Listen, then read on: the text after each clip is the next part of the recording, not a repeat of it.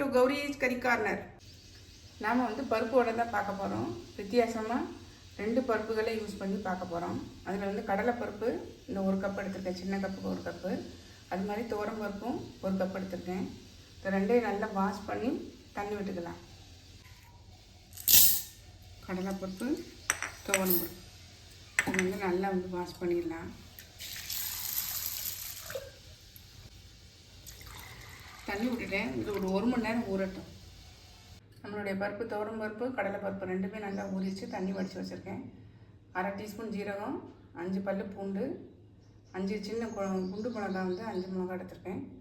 Medium size வெங்காயத்தில் சின்ன வெங்காயம் சின்னதாக கட் பண்ணி வச்சுருக்கேன். பச்சை மிளகா 1, நீல பச்சை மிளகா இருந்தால் அது 1 மட்டும் கட் பண்ணி வச்சுருக்கேன். மிக்ஸி ஜார் எடுத்துருக்கேன். அதில் இந்த காஞ்ச மிளகாய், சின்ன துண்டு இஞ்சி, 5 பல்லு பூண்டு, சீரகம் இதெல்லாத்தையும் கொரகொரப்பாக அரைச்சிட்டு வந்து காட்டுறேன். கொரகொரப்பாக அரைச்சிட்டு வந்துட்டேன் பாருங்கள். இருக்கட்டும். நீங்கள் பூண்டு வேண்டான்னா நீ ஸ்கிப் பண்ணிடலாம். இந்த பருப்பு இதில் வந்து தண்ணி நல்லா வடிச்சிட்டு இதில் சேர்த்துடலாம்.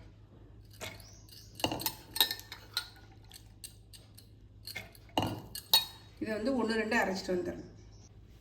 நல்லா கொரகொரப்பாகவே அரைச்சிட்டு வந்துட்டேன் பாருங்கள். அது வந்து வேறு மிக்சிங் பவுலுக்கு மாற்றிடலாம்.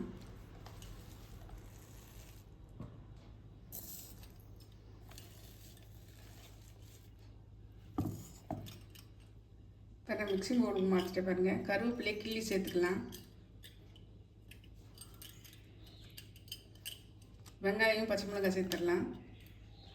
இதுக்கு இன்னும் உப்பு சேர்க்கலை, அதனால் உப்பு சேர்த்துடலாம்.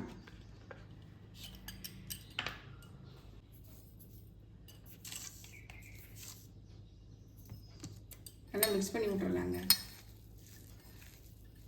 நல்லா மிக்ஸ் பண்ணிட்ட பாருங்கள்.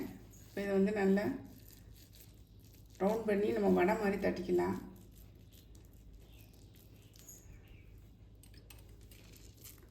வடை ரெடி ஆயிடுச்சுங்க. இப்போ நம்ம எண்ணெயில் போட்டு பொரிச்சிடலாம். அடுப்பில் கடாய் வச்சு எண்ணெய் விட்டு நல்லா காஞ்சிருச்சு. பொரிச்சிடலாம். இப்போ